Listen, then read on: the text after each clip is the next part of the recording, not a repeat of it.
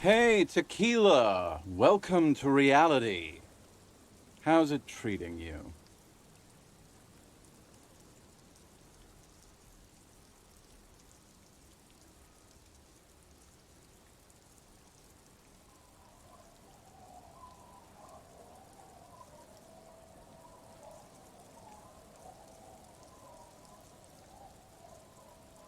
I know what you mean.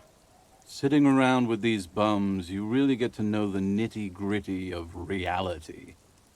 And it isn't good. Things aren't going super well for Idiot Doom Spiral either.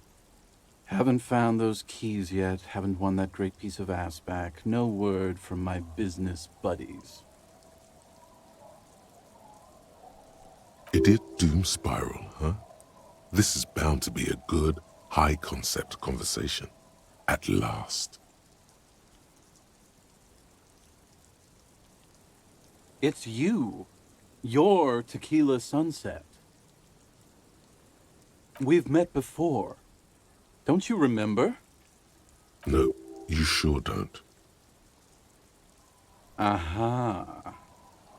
Do you want to know how Tequila Sunset came to be? Let me take a sip to moisten up my chords. Tequila Sunset rolled into Martinez last Friday, and by Tequila Sunset, I mean you. The man, the myth.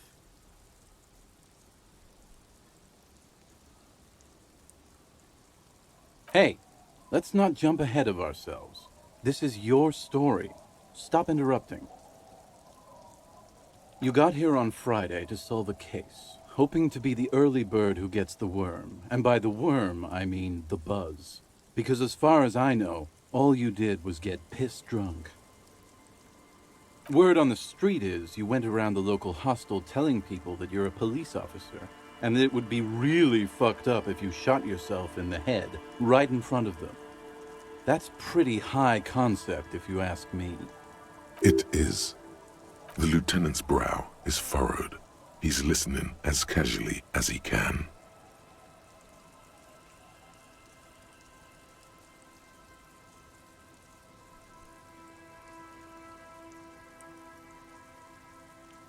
It was a late Saturday night when we, the Union of Moribund Alcoholics, were getting our drink on. Nothing remarkable about this, we get our drink on 24/7. Makes everything warm and glowy. I trust you know the feeling. One moment we hear the sound of a motor carriage revving up somewhere on the plaza, followed by a series of dings and bangs. Do you remember the sound of wood cracking? The billboard? Naturally, loud noises pique the interest of anybody owning a pair of ears. That's just the reality we're in. Anyway, there was a brief silence, a gasp of silence, if you will, followed by a real commotion. We heard the carriage careening towards the coast at top speed. Sounded like someone jumped the canal.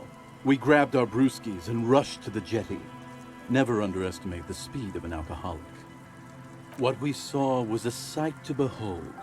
A beat-up police carriage containing you. Right there on the beach, you revved the engine and screamed at the top of your lungs, "The time hath come!" So, naturally, being the curious cat I am, I asked what time hath come, to which you replied, "The time hath come for Tequila Sunset, the end of all things."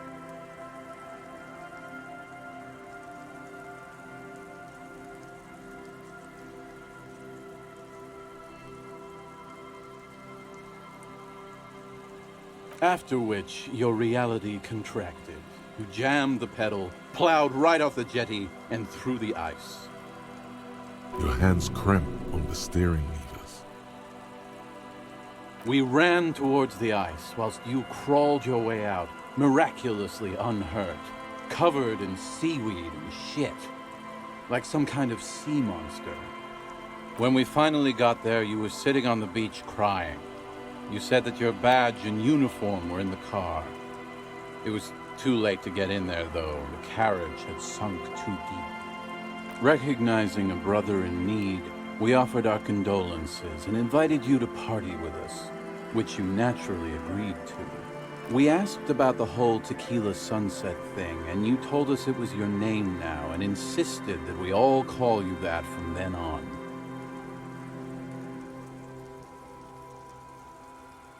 I'm not sure. I think you were the event. Tequila sunset.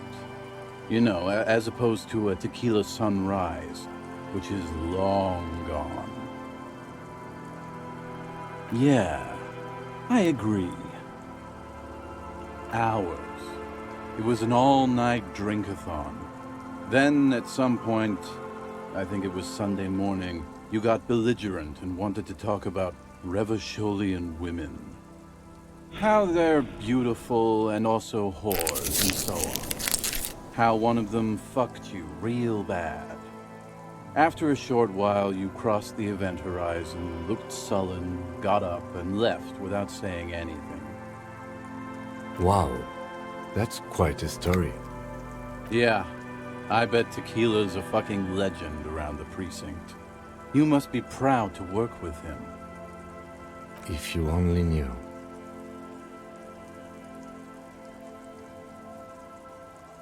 You were pretty vague about it, but you kept saying you got fucked real hard, and that we've all been fucked too. No one's fucked me. I do the fucking around here. Abigail.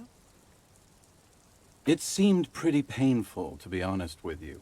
If I had to guess, I'd say you're still working through some shit. Beside your gun and your badge, you said something about your hope or heart or something. To be honest, the details are a little hazy. In retrospect, I guess you lost your motor carriage too? That's a big one. You told us that they were a bunch of fucking losers whose main interest was cramping your style. No specifics, though. It was more about you that night. You were the star of the show. Yeah, you said it was no biggie and that you'd solve it in no time. And that you didn't need anyone to do it. You're doing it solo now. A lot of cops go solo and hermit once they reach that level of alcoholism.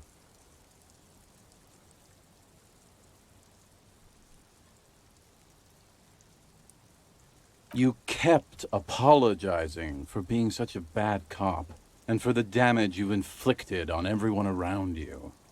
You also kept pausing to knock the heel of your hand against your temples, saying, "Stupid, stupid, stupid." It's a hard thing for a man to confront his past. That's why I avoid mine at all costs.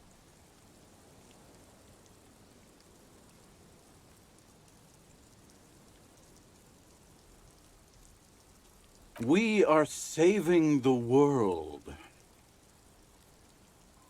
Please. Please don't call. Don't call. Okay, we're drinking. We're drinking alcohol. That's what we're doing.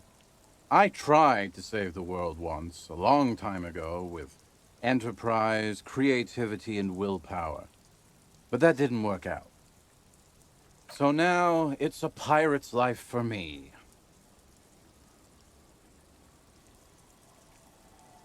You too, Tequila Sunset.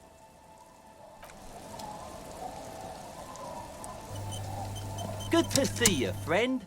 Do I have deals set up for you, buddy boy?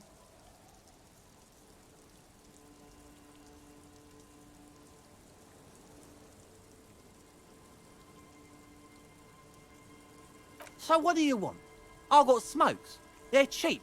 Very cheap. I got Pilsner. Great deal. You won't get a better deal on that piss. Spirits I can let go for 300 real. I also have speed. And by speed, I mean amphetamine.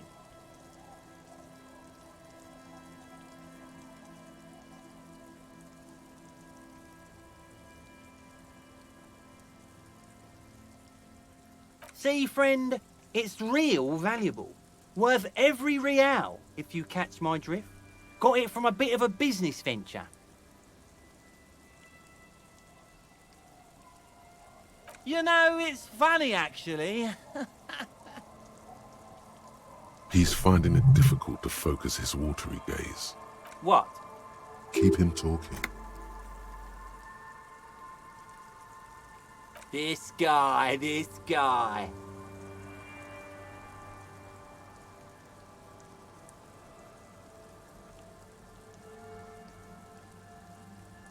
Oh, this is medicinal spirits. The good stuff.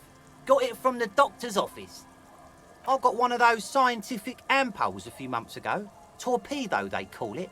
It's supposed to keep a man from taking a drink. Didn't stop me for shit, that's for sure. 5 lemons with half a pack of butter and you're good to go.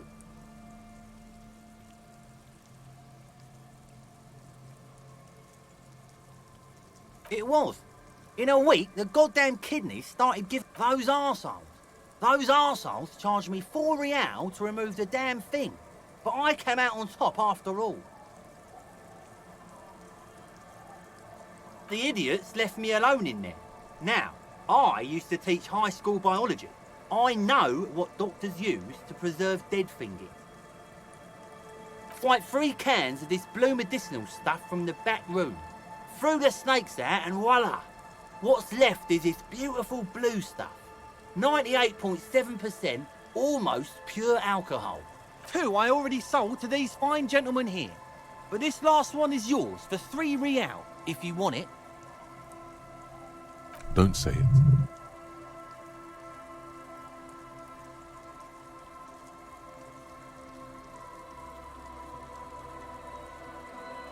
So what do you want then?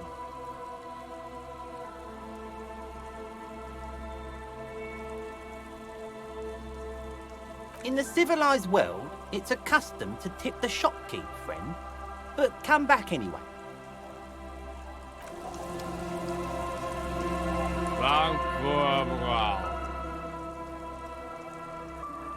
The noxious odor emanating from the drunken man is strong and familiar.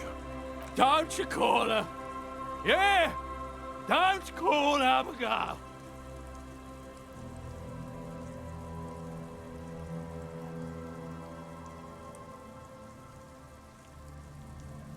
Abigail, oh Abigail.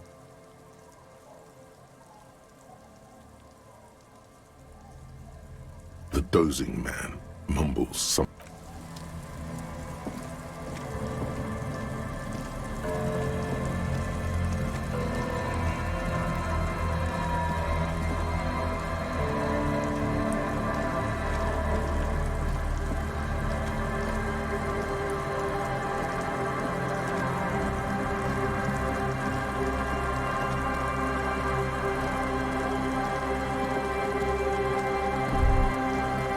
Drop in temperature, an easy flow of air, an empty street, before you, a thoroughfare unjammed with lorries. No more drivers smoking on hitch steps, just silence. Chemically sweetened, across the road, a forgotten bus stop. Corrosion has opened a hole in its roof. An elm tree watches over the building. Its branches are dripping with rain and snow. The road is smooth and motley, craters filled with a black asphalt. The asphalt, first laid, is grey already. A row of tenements are under construction in the distance. A tub warm with water, white with soap. A man bathes while radio waves transmit the lottery numbers. 4, 18, 21, 4, 1. Number 312D. Young girls used to come here. Craters pocked the surface. Children played in them until heavy trucks full of black pitch. There's one bump on the road. A dead dog lies flat about 200 paces away. Tragedy comes from the wheels of a fast RCM vehicle, hurrying to work. The cold washes over you. The sound of the sea has grown distant. The wind moves the aerosol. A A detective stands behind the boom barrier. A breeze moves a curl of his hair.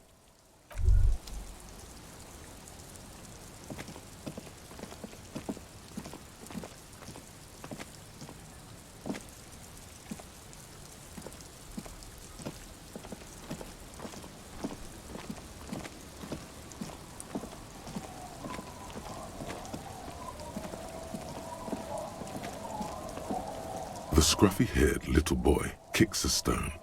He can't be more than 5 years old. The other one looks indistinguishable from him. He watches his brother kick the stone with his tongue lolling out of his mouth. The stone-kicking one becomes frantic all of a sudden, as if that's something to be scared of. The obvious fact that you just stated. He looks just like me. The boy doesn't answer. His brother throws another rock.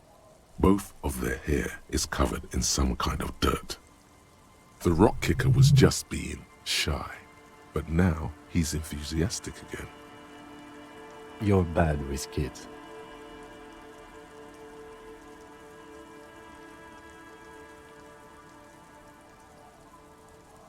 Don't worry, everyone is. How about we do some police work now? We're not getting anything here. The kids don't reply, absorbed in their little game.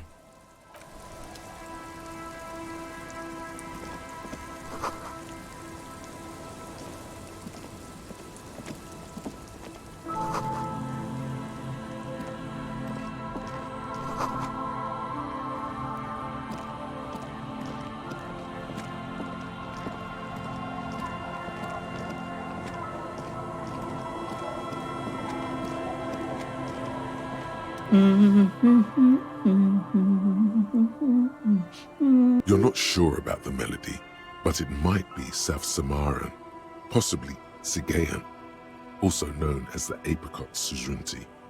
Welcome to the fishing village. Please lean in closer. I have cataracts. Then how does she know you're here? Oh, welcome, police officer. We don't cause any trouble around here. And we don't want any trouble either. We are not here to cause any trouble, madame.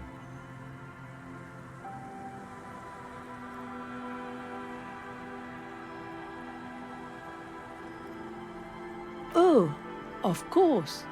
Last time we saw you around here was 12 years ago. You also came to take care of trouble then. Wish you did. But still, in Martinez, you're considered an ill omen.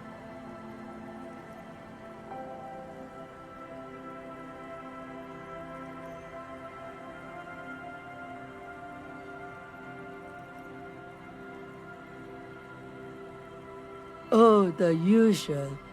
Dark tidings. Black hound.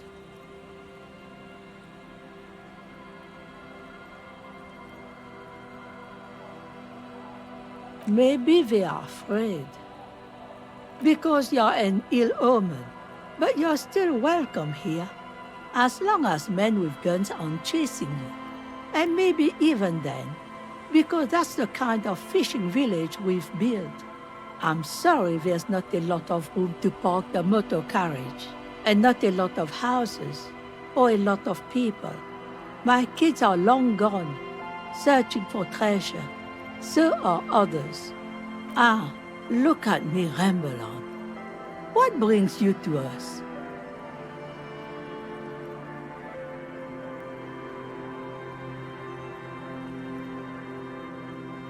Stay? Most people here are trying to leave. That said, if lodgings is what you're looking for, I've got a free room in the shack.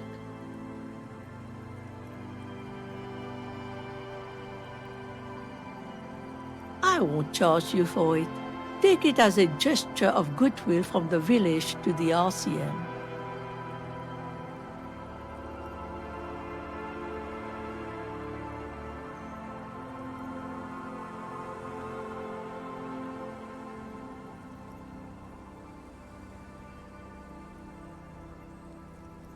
No one is using it, and God knows it's not much anyway. You can stay there. Oh, don't. It's your choice. No skin off my teeth.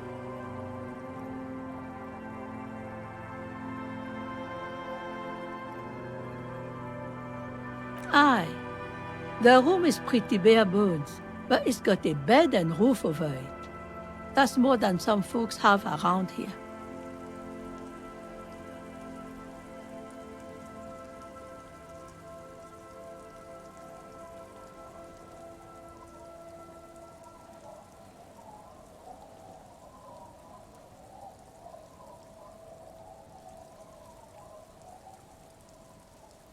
An uncomplicated man. I take it that means you're interested.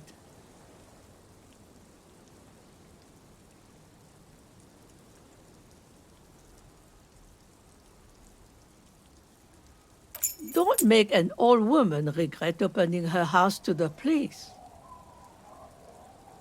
Well, if you are not in the hostel in the morning, I'll know where to find you. Here, in a shack.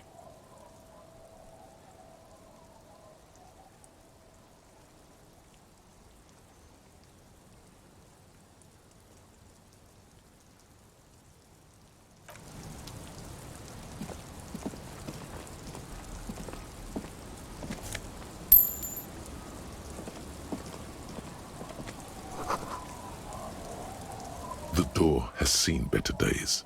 The layer of paint has started to peel off due to the salt and wind from the sea. Even the lock looks slightly rusted. I'll wait outside to give you some time and privacy to check out your new living arrangement. But just so you know, after we are done with the day, I'll still be staying in the whirling in rags for the night.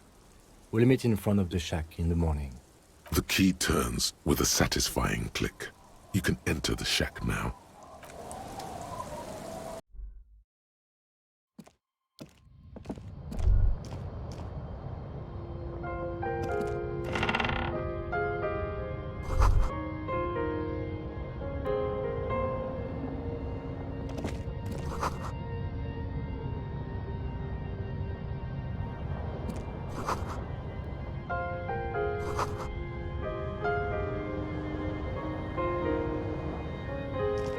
An old mirror hangs on the wall. You see the reflection of your face in it, adorned with the expression.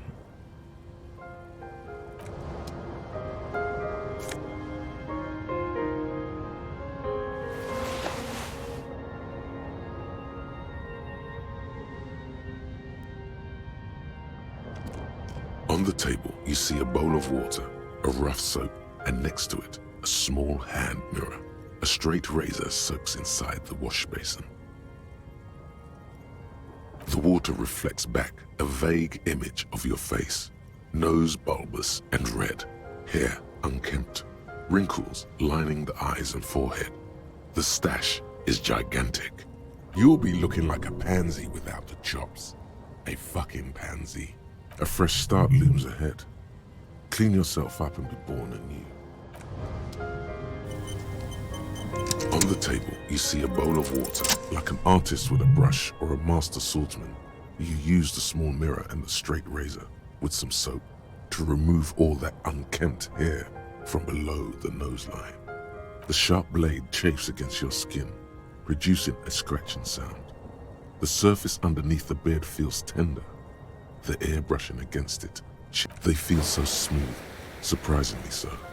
A feeling of freshness overcomes you, as if you just came from a cold bath.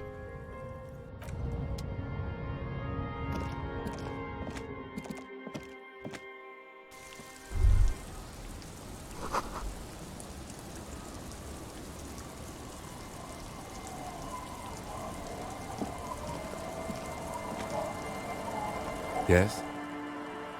Yes. I don't know what to say. Perhaps,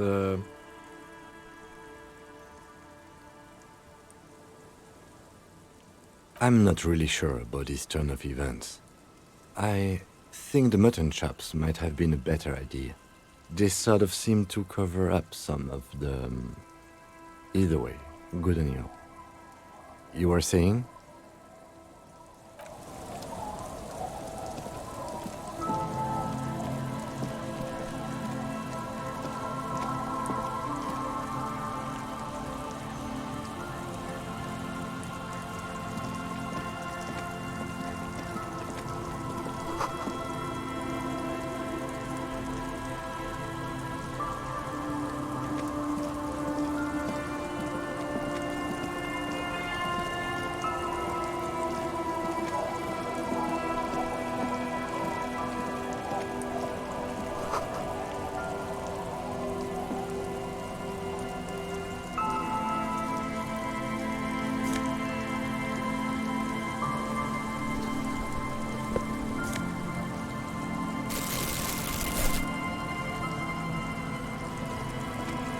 Hi, officer.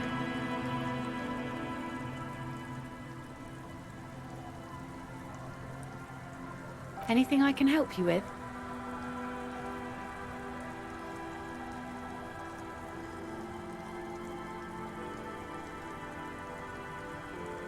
A fishing village on the seashore. This place doesn't really have a name. It's sometimes called Elysium. The sign on the street leading here is illegible. Has been since they built this place. The name is Lillian. People call me Netpicker. I think I have time for questions, and that was actually the second one. Indeed, you're always confused as to your whereabouts.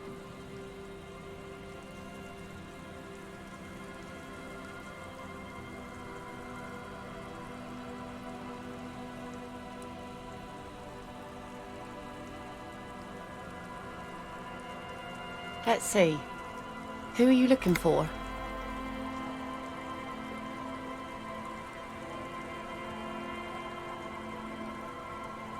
I don't think I know what these are. Care to elaborate?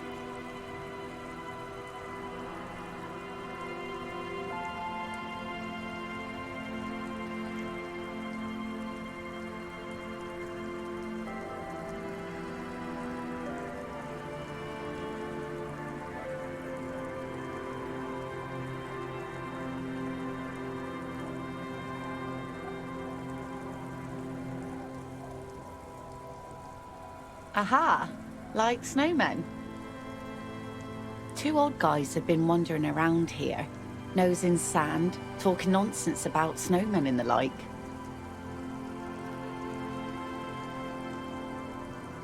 Don't really know. Further down the peninsula, I guess. I mean, that's where they were heading. Who else are you looking for besides snowmen? Well, how can I assist you then, officer? Unfortunately, the factory sold this one with a 3-year warranty instead of a story. It's to intimidate folks, mostly.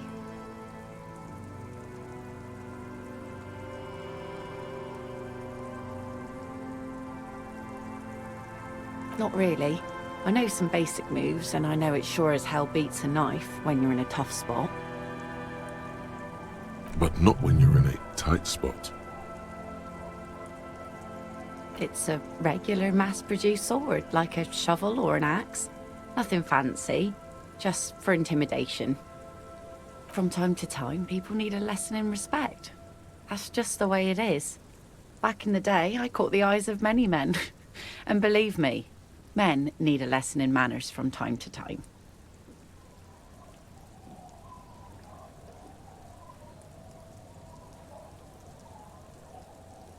Some went to patch their wounds, their lesson learned. Others were more thick-headed. And one of them, I ended up marrying.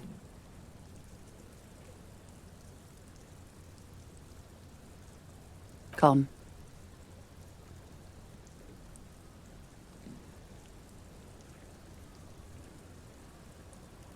To the waves. The sea took him. It was a long time ago.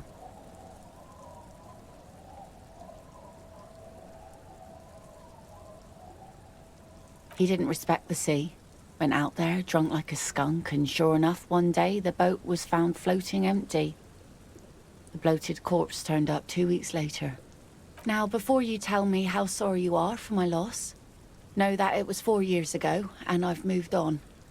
There's only so much mourning you can do for a drunk with sinewy muscles.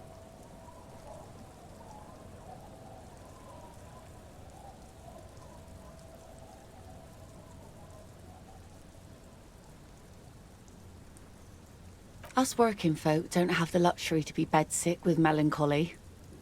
I buried him, mourned for an appropriate amount of time, and went on. Life didn't really change that much for me and the kids. This is neither a touchy nor a very interesting topic for her. She looks like she's ready to go on a date with another, better, drunk. Ask her. Both of you could need some action.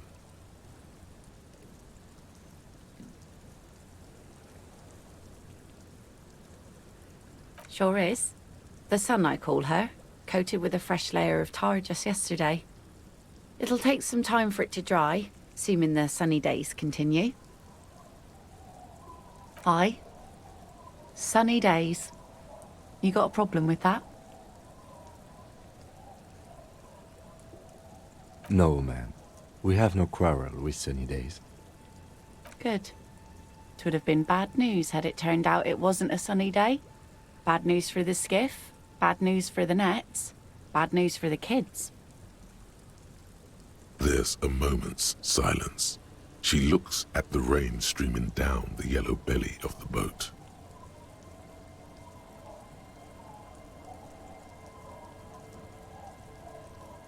In time, when the sea turns and the winds settle, she will be ready. My prediction, it will be at least 2 days.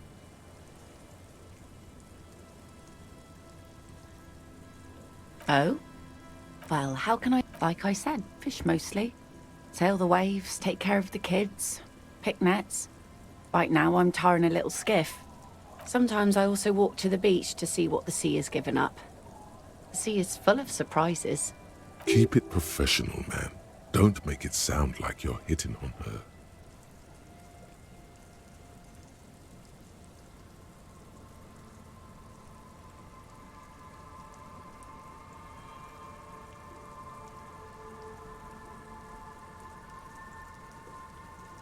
Wood, pieces of glass. Every once in a while we see dead bodies. Human, animal, fish, other odd sea creatures. A mine washed ashore once. Bottles, drugs also. Lost cargo in general. Most of the time it's just wood and glass. All right. Major choice moment. You only get to ask one thing. It would be weird to say them all. Choose wisely. Mines, mines. You need mines.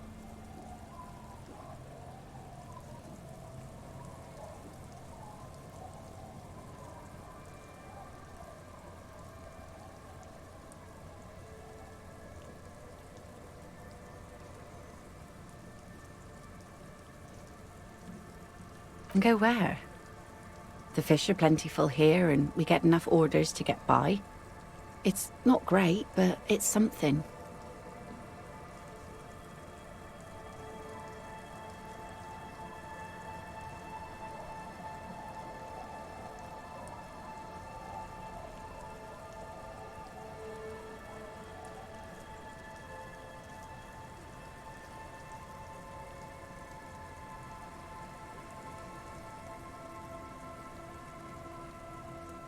People imagine picking up and finding something better is an easy solution.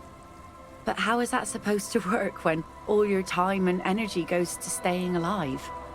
You have almost nothing to set aside to actually fight your way out. Hordes of wild, homeless people roaming the lands. Nomads scattered across an endless plain in a dystopian world where tear is the only valid currency and people eat each other to stay alive. I don't mean to complain about my pauper life. We are warm and fed here and... I don't know. There's just something about this shithole.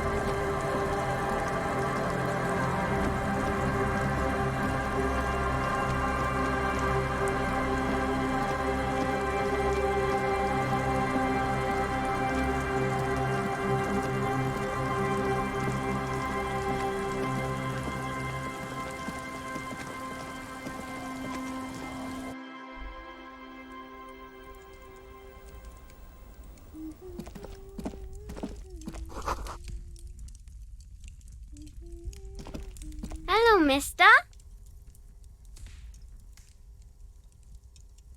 She clutches a small stuffed animal. Occasionally, she twirls it around.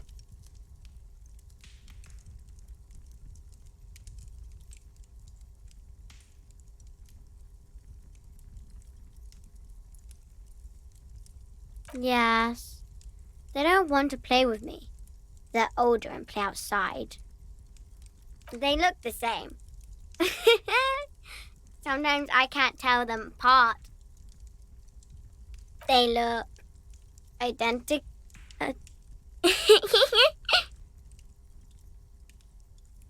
Yes, I am.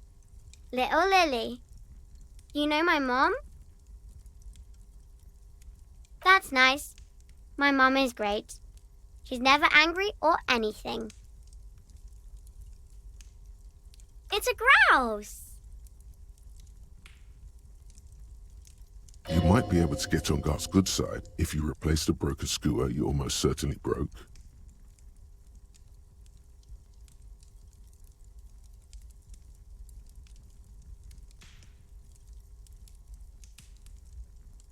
She twirls the furry doll around in the air.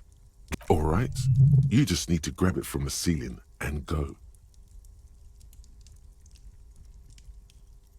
It's Lammy. He's my friend. Sort of. Like... Lambie is a stuffed lamb that, admittedly, has seen better days. One of the eye buttons is missing, and the fur is tattered in several parts. Yes. Very soft.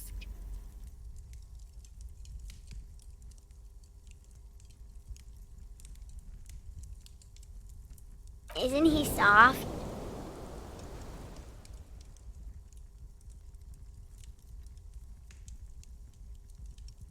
Oh, I had gloves. Very big ones. Heavy, too. Where did you get these gloves? Found them when Lemmy and I were playing hide and seek. In an empty house. Where no one lives. I think someone hid them there. She doesn't want you to think she stole them. I hid them. The twins were going to take them. They're stupid.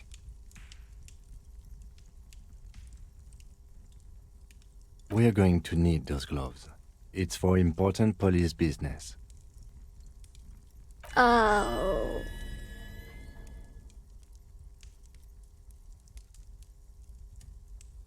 They're in my sandcastle. Behind our house. Under the sand. You can break the castle. It's not very good. Bye!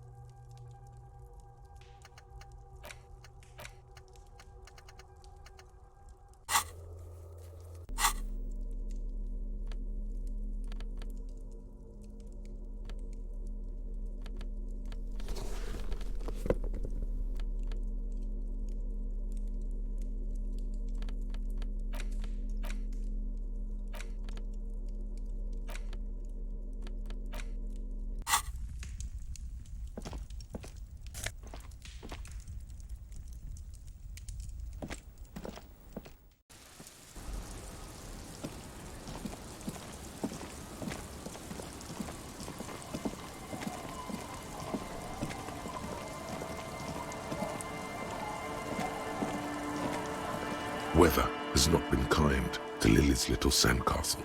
The once mighty towers are quickly eroding away.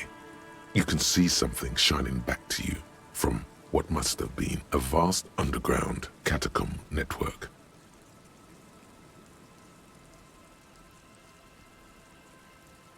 The walls and floors give way to the giant's greed, collapse and present you with a pair of ceramic gauntlets.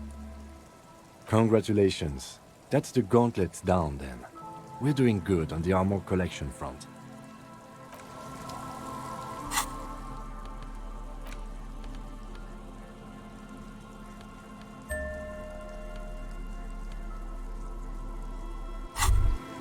As you fold your fingers into a fist, you realize you could knock anyone out with one punch. The white ceramic gloves wrap around your digits comfortably. Your movements cause tiny little clicks, like dice rolling somewhere far away, as the plates reorient to your motions.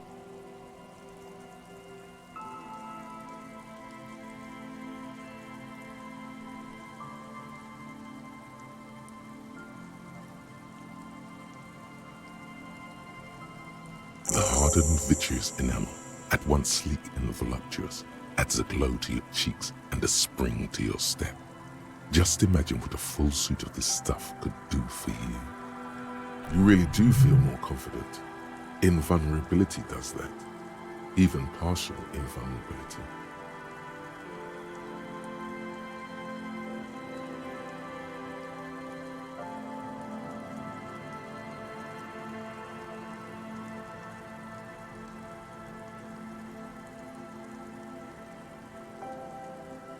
Remember, this is a highly specialized kinetic redistributor meant to stop bullets. Wear it, observe its properties, see if there's a weakness in the design. For the day you have to fight someone covered in the same material.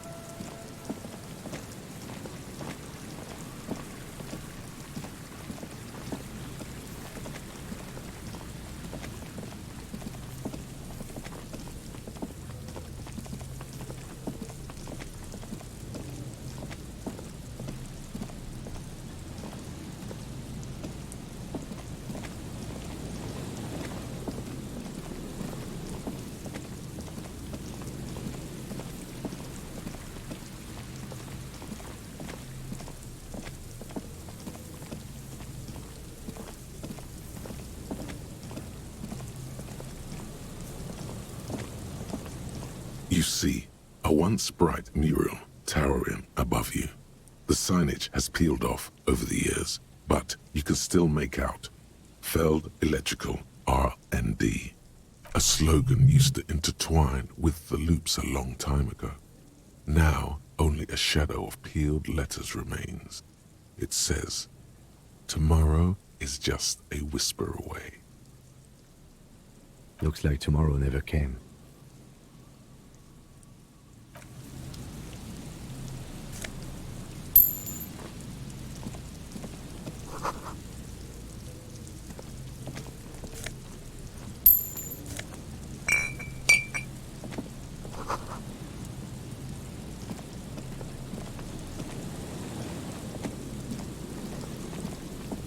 And Mikhail noticed the windows, especially with how there are no windows on the south side. This was to deal with.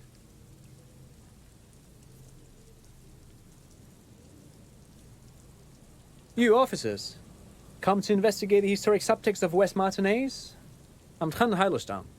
You must be Kim Kitaragi, right? I was just telling my son about this building. Not a lot of people realize the historic significance here. Very rich in hypertext. Nice to meet you.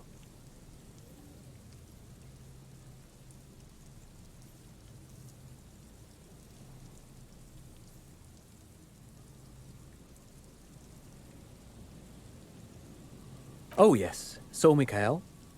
They had to deal with monitor glare, especially in the summer.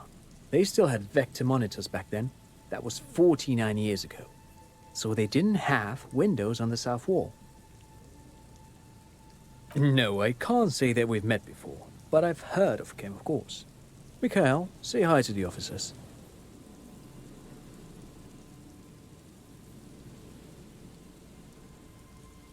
Mikhail's a little tired today. We spent all night trying to run Orbis on his radio computer. Have you heard of it? It's a programming language used in Grad. Quite tricky, but he wanted to play this Grad-made adventure program. We've been getting really into Worms lately. The man speaks in the artificial cadence of a professor, or someone who's been on too many radio shows. But I assume you're not here for giant worms when there are so many real things to see. Just as I was telling Mikhail before, this is where the coalition landed in '08. We could be standing on what is the most interesting landmark in Revachol West. Wow, get a load of this guy. He really enjoys his trivia. The Orbis programming language was named after its inventor, Victor Orbis, a cybernetician from Grad. They run Vox in the Occidental countries.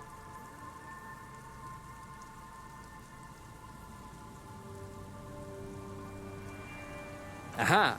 But it's not just any empty old building. What not a lot of people know is this used to be the R&D department of Felt Electrical. And Felt, which now sells ink cartridges mostly, was once a top dog in the turn-of-the-century cybernetics boom.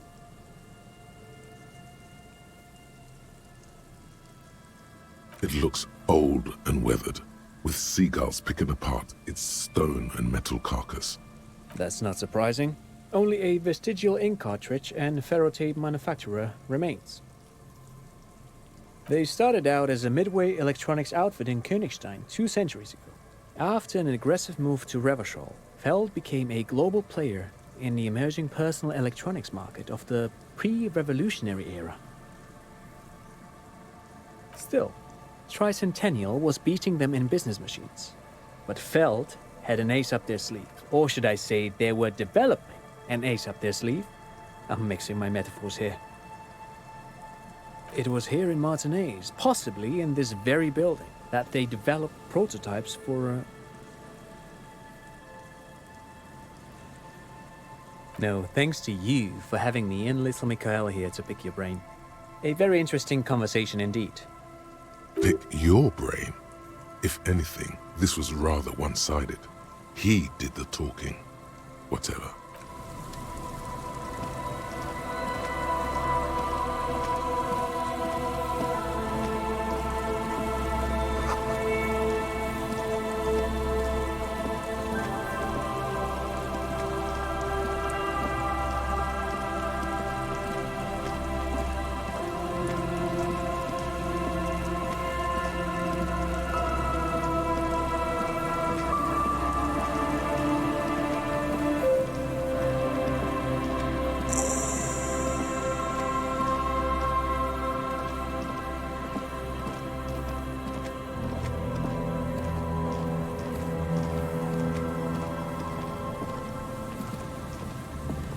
metal payphone under a yellow plastic dome. You could use it to call someone, unless you're out of change. You hear the tone. The machine is inoperable.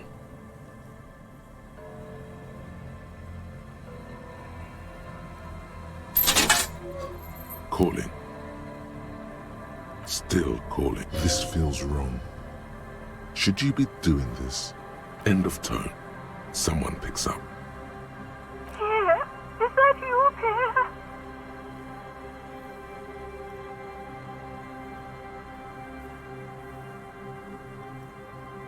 So nice of you to find the time to call me. It gets so lonely. Even the animals have died.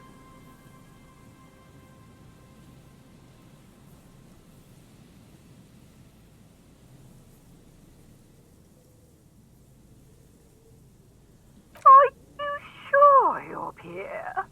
Your voice, it's different. There. Chrysanthemum. Her voice is drowned in white noise. Sounds like waves washing a beach, growing in volume until the call suddenly disconnects. You get a sinking feeling. It makes you look if Lieutenant Kitsuragi overheard you. To your relief, he did not.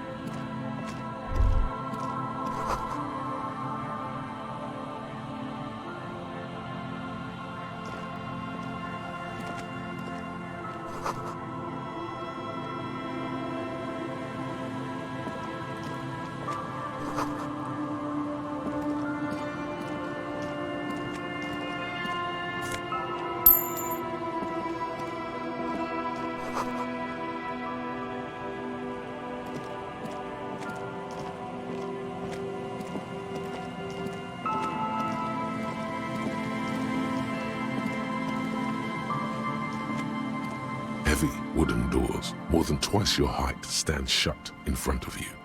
The rectangular sea-worn ornamentation appears in stark contrast to the padlock, carelessly drilled into the wood.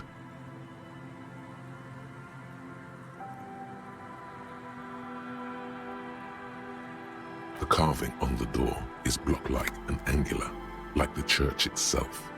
Two large beams shoot downwards, sinking into the wood before they reach the threshold. The surface is smooth from the wind, but moist to the touch. Feels exceptional. 300 tons of pine would fit together seamlessly. It's old too. Cut and carved many since. The padlock passes through a staple that's been hastily attached. Should you want to get through, it might be easier to just pry the whole thing off.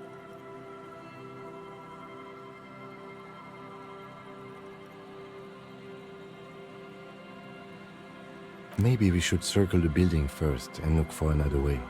The building has seen enough mistreatment. Yes, the pulsing base. A sure sign of junior delinquency, somewhere east of here. There's something on the sea ice there. Nothing happens, only the sound. I don't think that's... This cheap-looking padlock is sturdily built. It'll be easier to break the staple than you see a yellow circle with two X's and a big curve below them that looks like a mouth. You're pretty sure you haven't seen it before, but what the symbol depicts is clear enough. A smiling dead guy. The curve makes it smile. There is something blindingly modern about this symbol. Its modernness puts to shame everything you've seen before.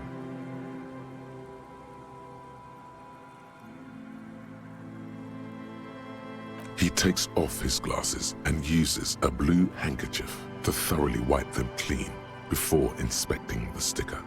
Then he looks... No. Looks like a dead man smiling. Suggests junior delinquency. For Revachol aussi, the moral intern defined junior delinquents as minors between the ages of 10 and 16 who have committed an act in violation of the law. These acts aren't called crimes as they would be for adults. I haven't seen that sticker before, and I'm not a youth. That level of conceptual thinking is not part of my skill set.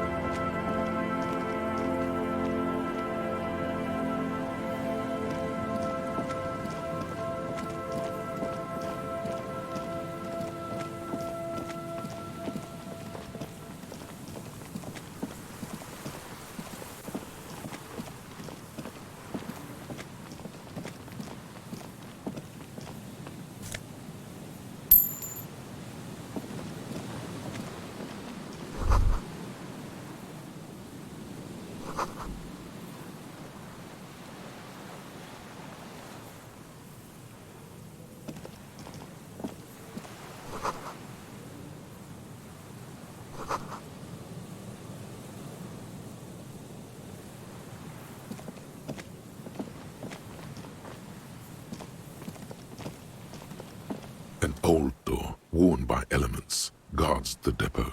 The wind has blown a sand dune in front of it. The door hasn't been opened in a long while. You see a handle. It's military, a service depot of some sort. Probably something that is no longer there. It may have been used to service an aerostatic battleship in the atmosphere.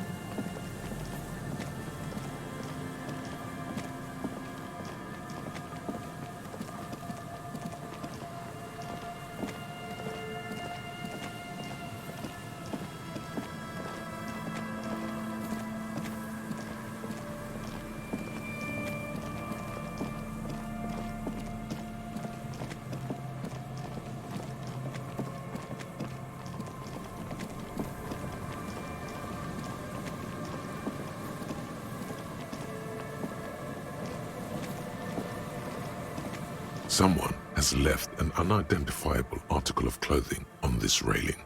It smells really bad.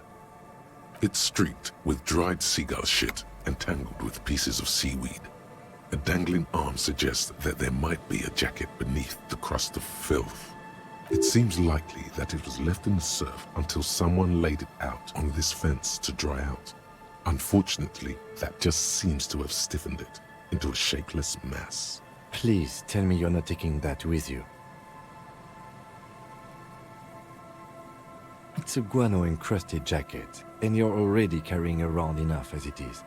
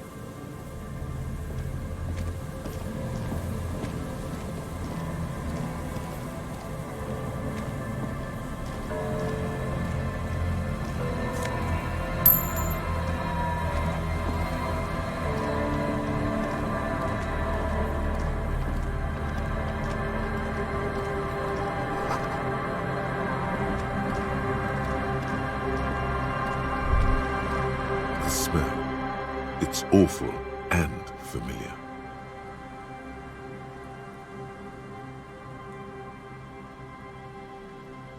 Don't be naive. Don't you recognize it? That hideous pungency, that faintly cloying sweetness. Only death smells like that. Something cold wakes in the pit of your stomach. Fear. The signs of decaying meat. It announces itself from 24 meters away. A warning, a memento mori. The lieutenant has already brought a handkerchief to his nose. Eyes up, detective. Something's not right here.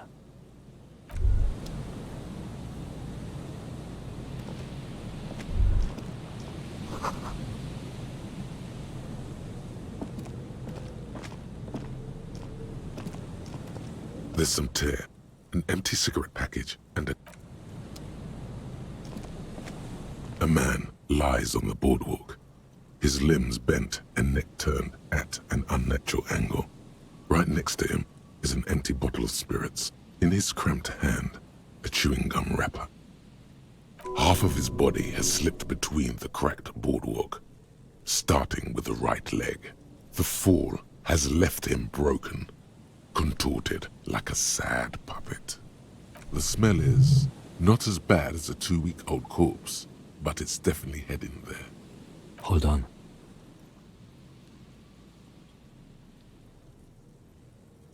Lividity is faintly pronounced. Whoever this is, he's been dead for 2 days. No longer. We need to investigate. Another dead body. This is your job. Steel yourself. Calm now. Carefully. Just another day. Just another dead body. Breathe. He's wearing mud-caked boots, beige trousers, and an old brown leather jacket with a bright blue lining. There are traces of kebab sauce on his chest. The leather jacket suits him well. It must be custom-made.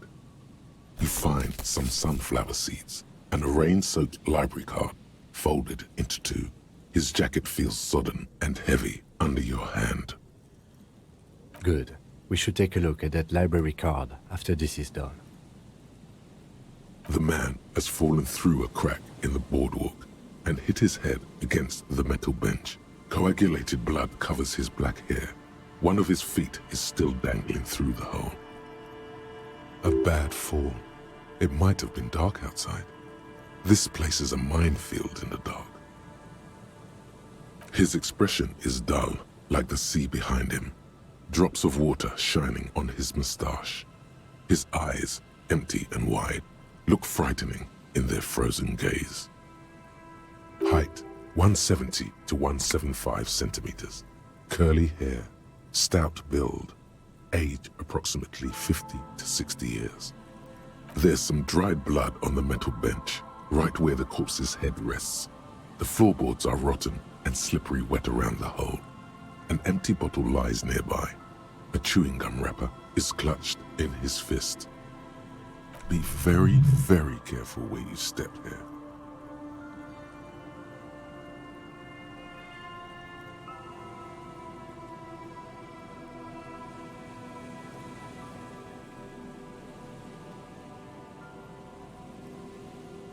Grabowski spearmint chewing gum. Green leaves on the cover. The man's mouth is half agape from the terror of the fall. The blackness of death. Stench. You think you see white chewing gum too. Confirmed. Nearly the whole pack is there. Solidified on his lower rear teeth. He ate the whole pack, right? It's to cover the smell of alcohol before going home. The worst thing is, I've seen it before. Almost the same scenario. Even the chewing gum. It's always the same.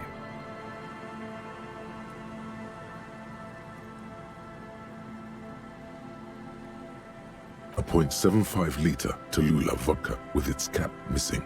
There's hardly anything left inside. Tear all around us. I'd prefer if you didn't collect them this time. It's not proper.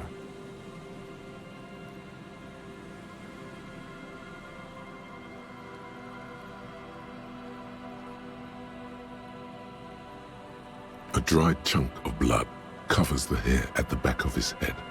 An open wound. It's sticky and cold to your touch. This is what killed him. I don't see any other major wounds, do you? Seems like the head wound was fatal. It's exactly the shape of the bench. They screech under your feet ominously.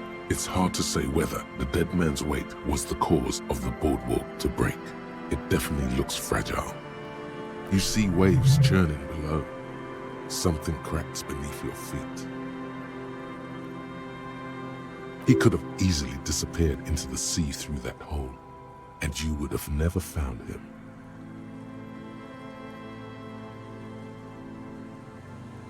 The entire boardwalk creaks in the wind as you take a step back.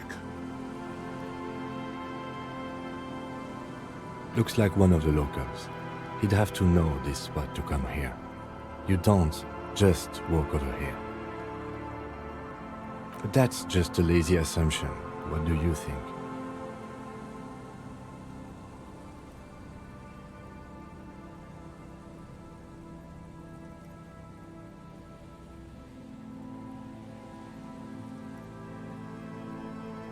And he was married.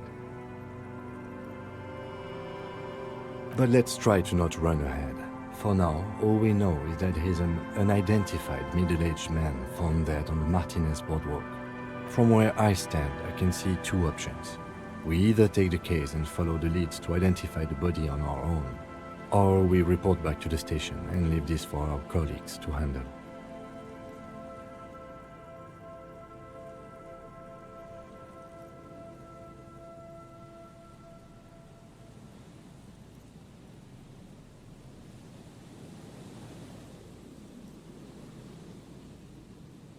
Alright, we should first examine the library card you found. Then we can call the station from my kinema. Let them know we are taking the case.